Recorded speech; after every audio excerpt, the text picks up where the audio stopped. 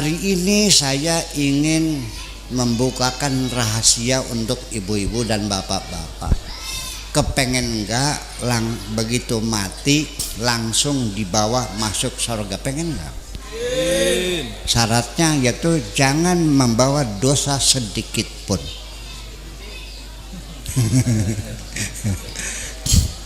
Bisa enggak? Bisa, mengapa tidak? Nah, orang yang pulangnya tidak ada dosa itu disebutnya makomnya sudah makom nafsul mutmainnah. Artinya apa mutmainnah itu? Tenang, damai, tidak ada gelombang, tidak ada ombak, tidak ada riak-riak, tenang, tidak bergerak sedikit pun, tenang seperti danau di gunung di pagi hari yang jernih, nggak ada ombak, nggak ada.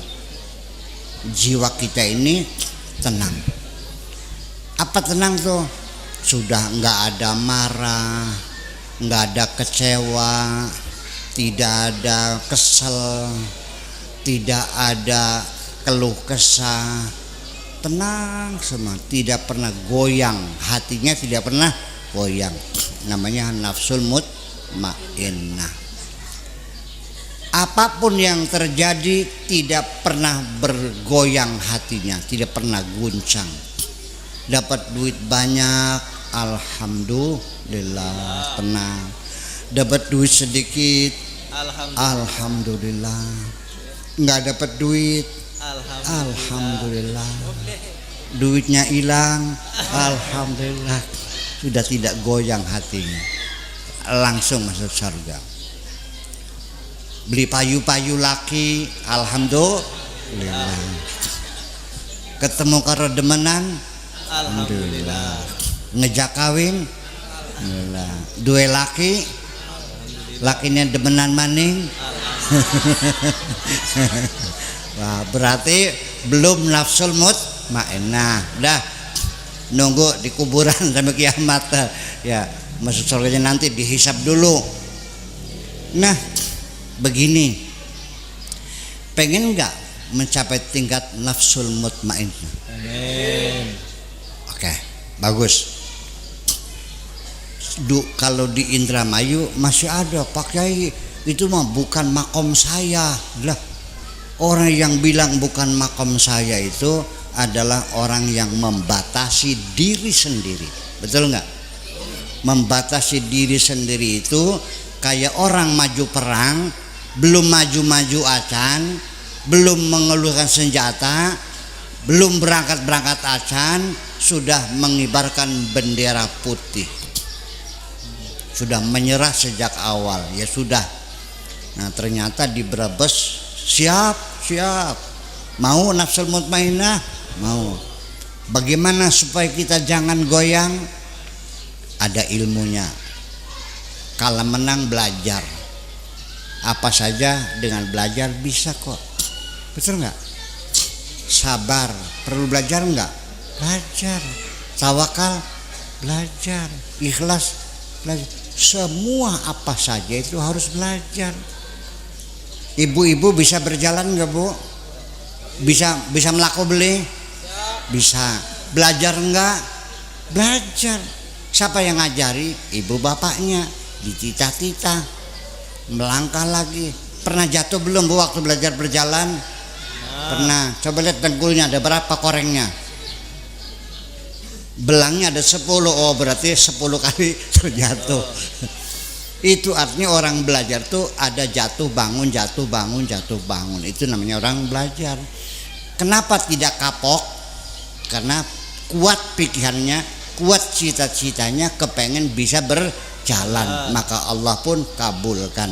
Siapapun yang punya keinginan yang sungguh-sungguh, Allah berjanji pasti akan mengabulkan. Innalladzina jahadu fina lanahdiyannahum subulana. Orang yang bersungguh-sungguh ingin mendapatkan hidayah, ingin jadi orang benar, kerja keras, temenanan, lanahdiyannahum subulana, pasti akan kami tunjukkan jalannya, bisa akhirnya. Nah, ini banyak sekali kita menasihati orang lagi susah, suaminya lagi tergoda sama cewek lain, istrinya saya nasihati, Bu, yang sabar, jangan pernah minta cerai, sebab perceraian itu bukan penyelesaian. Perceraian itu bikin masalah baru, betul nggak? Jadi gimana? Jangan pernah minta cerai, nanti selingkuhannya malah seneng, sama saja dikasihkan segelondong, betul nggak? Selingkuhannya seneng nggak kalau saling istri minta cerai? Alhamdulillah dapat seutuhnya. Ya, jadi gimana? Yang sabar. Pak Kiai beli bisa, sabar ya, tuh belum macam sudah beli bisa, belajar aja dulu. Oh, sabar tuh belajar dulu. Nggak bisa ya dibisa-bisakan, nggak sabar disabar-sabarkan, nanti lama-lama juga jadi sabar. Betul. Ya ayyuhalladzina amanu sabiru wasabiru, wahai orang-orang beriman, isbiru bersabarlah, wasabiru disabar-sabar akan, belajar sabar, sabar lagi, marah lagi, sabar lagi, lama-lama menjadi sabar. Nah, ilmu yang ingin saya sampaikan, yuk belajar satu persatu ya, yang menyebabkan kita ini selalu gelisah, marah, kecewa, sedih seumur hidup. Perasaan semacam itulah yang menyiksa hidup kita. Banyak orang yang rumahnya bagus tapi tidak bahagia, setiap hari marah-marah saja. Orang kaya sama orang miskin, mana yang banyak marah-marahnya? Kalau begitu enak miskin,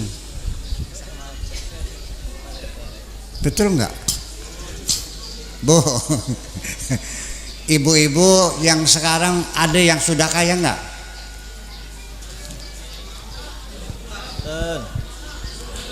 Dulu ada nggak yang pernah miskin? Pernah. Coba dibandingkan, banyak mana marahnya ketika miskin dan sekarang setelah kaya.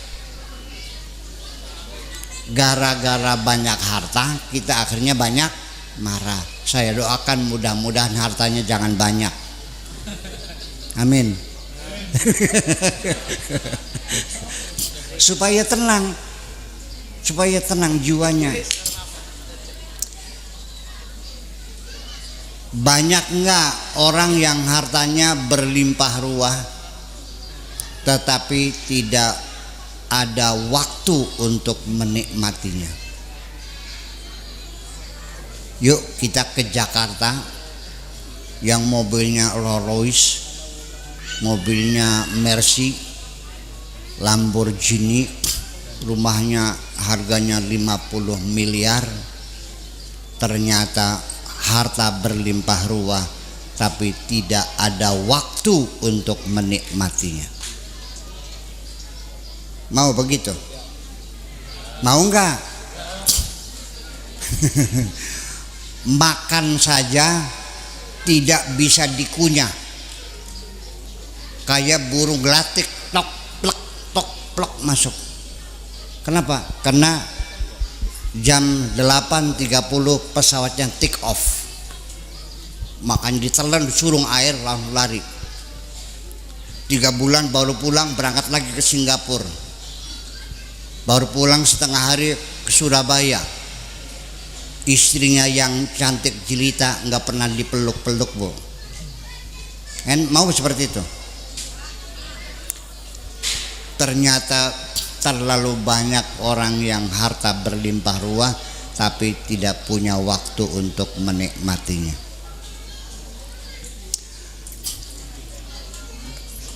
Perhatikan, di depannya ada secangkir kopi panas, masih mengeluarkan asap. baunya sangat sedap sekali. Istrinya cantik jelita di sampingnya. Di depannya taman bunga. Ada mawar, ada melati sedang merekah di pagi hari. Masih bermandikan embun. Ya, sambil duduk tiba-tiba air matanya meleleh, menangis, sedih, memikirkan masa lalunya. Goblok enggak? Goblok enggak? Secangkir kopi, taman bunga, istri cantik, rumah gedong, kok nangis? Berarti tidak selalu orang yang rumahnya gedong itu hidupnya bahagia. Betul enggak? Terus ini orang bukan kurang makan, bukan kurang duit, dia selalu menangis di tengah-tengah kemewahannya karena dia ingat masa lalu, ingat penderitaan yang lalu. Malam ini yuk kita belajar supaya jiwa kita tenang. Masa lalu adalah mimpi. Lupakan saja semuanya. Dan masa lalu tidak akan kembali. Jangan lagi diingat-ingat, lupakan saja. Besok adalah belum datang dan bukan milik kita. Apa yang terjadi kita tidak tahu. Ibu-ibu, bapak sekalian, di sini ada nggak yang tahu besok? boten. Nggak tahu. Kalau kamu tidak tahu, kenapa kamu pikirkan? Sama saja memikirkan sesuatu yang tidak cerdas, enggak tuh? Enggak. Memikirkan sesuatu yang tidak tahu. Masa depan bukan milik kita. Masa lalu adalah mimpi. Hari ini, inilah milik kita. Nikmatilah hari ini sepenuhnya. Tugas-tugas kita selesaikan semuanya. Waktunya sholat ya sholatlah. Waktunya berzikir berzikirlah. Waktunya berdagang yang berdaganglah. Waktunya tidur tidurlah. Nikmatilah hari ini adalah milikmu. Laksanakan tugas secara sempurna, karena dengan melaksanakan tugas sempurna hari ini ya berarti sama dengan mempersiapkan hari esok yang lebih baik. Setuju?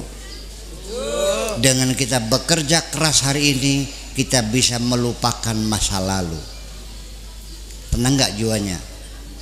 Tenang gak? Satu, ilmunya. Ilmu kan nih? Ilmunya ya, sudah. Yang sering mengganggu kita adalah zuhurnya jam berapa Pak? Jam 12. Oke, 10 menit lagi ya. Jam 3. Yang sering mengganggu kita adalah kekecewaan, kesedihan, masa depan yang menakutkan. Takut masa depan tadi sudah selesai. Sibukkan dirimu bekerja hari ini secara sempurna, sama dengan mempersiapkan hari esok yang lebih baik. Satu, ilmu. Yang kedua adalah kesedihan kita. Yang membuat hati kita menjadi goncang ini karena ketakutan dan karena kesedihan. Makanya orang yang berjiwa tenang itu adalah para aulia, para waliullah. Itu orang yang jiwanya tenang karena mereka tidak punya rasa takut dan tidak punya rasa sedih. Inna awliya Allahi la khaufun alaihim walahum yahzanun. Mereka itu tidak ada rasa takut dan tidak ada rasa sedih. Oke, sekarang saya mau nanya nih, yang takut sudah sedih. Bapak siapa namanya yang paling ujung nih? Pak siapa namanya?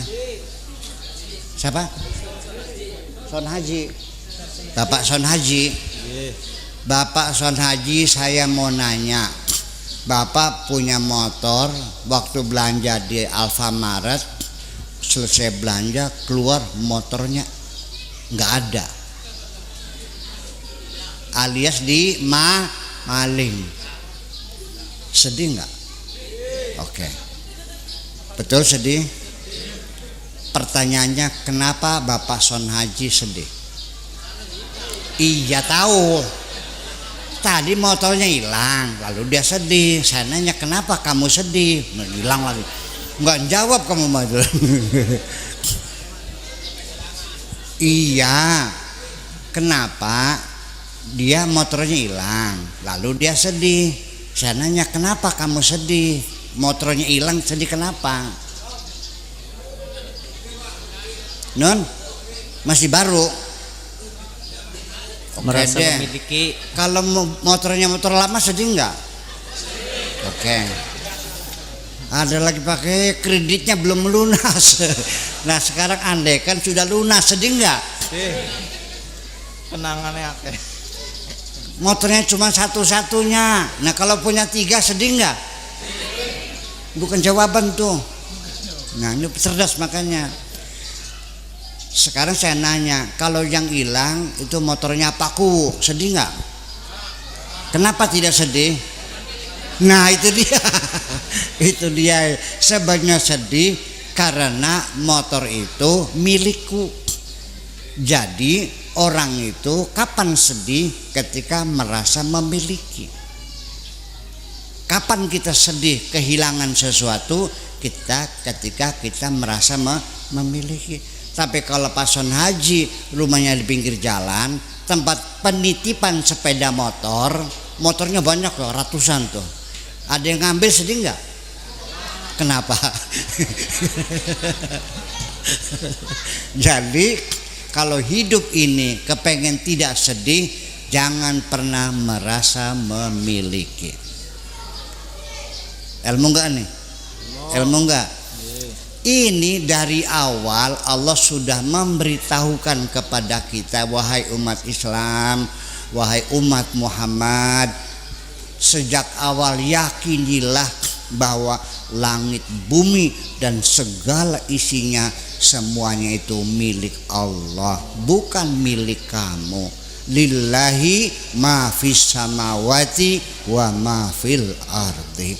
Jadi yang ada di kantong kita, yang di tangan kita ini dipinjemin sama Allah, hanya fasilitas, hanya hak guna pakai. Jadi kalau diambil sama Allah, ya sudah, innalillahi wa inna ilaihi. Ya udah, kita semua milik Allah, kita kembali kepada Allah, kan begitu. Jadi kenapa kita dihukum oleh Allah dengan perasaan sedih sampai air matanya sebaskom? Kenapa kita dikasih hukuman Allah? Kesedihan adalah hukuman Allah karena kita melanggar aturan Allah, yaitu merasa memiliki. Kalau bapak-bapak, ibu-ibu belajarnya hanya kitab fikih, kitab Sapina, kitab Takrib, Fathul Mu'in, dalam kitab fikih tidak dilarang orang memiliki. Betul nggak? Betul. Kalau kita dari hati belajarnya, di akidah kita, di hati kita merasa memiliki, adalah satu kejahatan terhadap Allah. Kenapa? Karena di situ ada persengketaan. Ada dua pihak yang mengklaim kepemilikan. Kata Allah, semua milikku. Dan Pak Son Haji mengatakan, motor ini milikku. Dengan siapa bertengkarnya? Dengan Allah. Ini HP saya, Pak Son Haji juga itu HP saya, bertengkar enggak? Urusannya ke polisi enggak?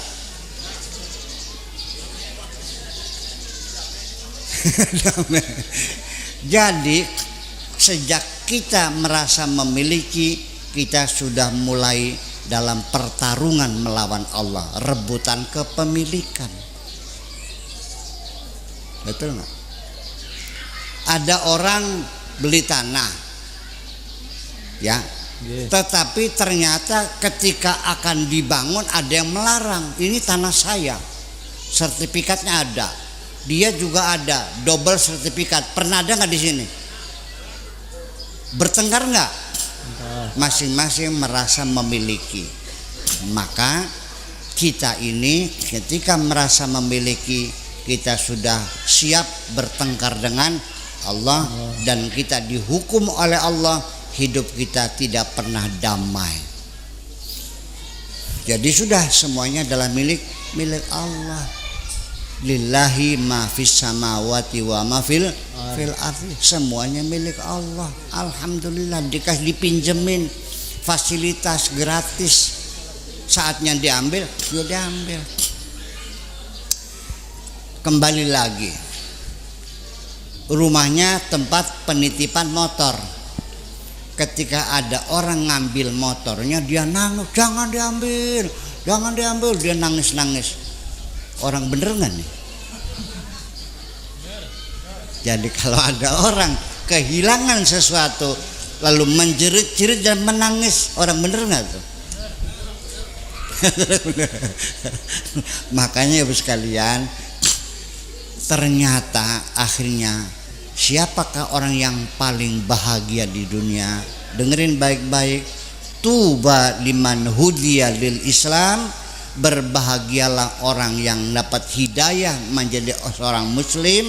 Wa kana aisyu kafafan wa qanaatan. Hidupnya tidak punya apa-apa, cukup menerima apa yang ada saja. Selalu menerima apa yang ada, hidupnya tidak punya apa-apa. Ternyata semakin kita punya harta banyak, kita semakin banyak sedih. Sekali lagi, Bitarmi tidak pernah sedih kematian suami. Sebabnya Bitarmi tidak pernah sedih ditinggal mati suaminya. Sebabnya nggak punya suami. Bitarmi nggak pernah sawahnya dimakan kelowor. Sebabnya Nggak punya sawah. Bitarmi nggak pernah sedih ditinggal mati anaknya. Sebabnya ternyata di sini yang paling bahagia Bitarmi, karena dia tidak punya Apa-apa. Berbahagialah mereka yang tidak punya apa-apa. Itu mustawa ali lizuhud. Zuhud yang tertinggi dijamin nafsul mutmainnah, tidak pernah sedih, tidak pernah takut. Orang semacam ini kalau mati, ya ayyatuhan nafsul mutmainnah, wahai jiwa yang tenang. Kalau saya, bapak-bapak, ibu-ibu, malaikat datangnya bawa gada, ayo balik, dapat balik, tarik. Kalau yang nafsul mutmainnah datangnya bu mengetuk pintu, assalamualaikum warahmatullahi wabarakatuh. Sinten niku? Kula malaikat Israil bu haji, buka jika sana kula dikengken pangeran keken jemput sampeyan. Paham? Siap? Ya Allah, malaikat, sudah terlalu lama aku rindu menantikan jemputanmu. Kenapa baru sekarang? Ya habis baru disuruh sih, katanya gitu.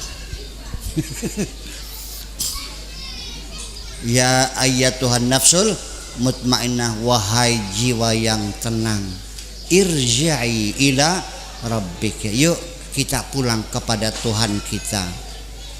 Radiyab dan mardiyah. Kamunya seneng, Allah juga seneng. Siap, siap bangga. Dibuka kendaraannya, wadkhuli fi ibadi, yuk masuk bareng-bareng bersama hamba Allah. Wes berangkat. Begitu sampai dibuka pintu, wadkhuli jannati, monggo diaturi melebet. Enak gak? Pengen begitu enggak? Jangan berikan kesempatan hatimu goncang oleh apapun. Yang tenang dan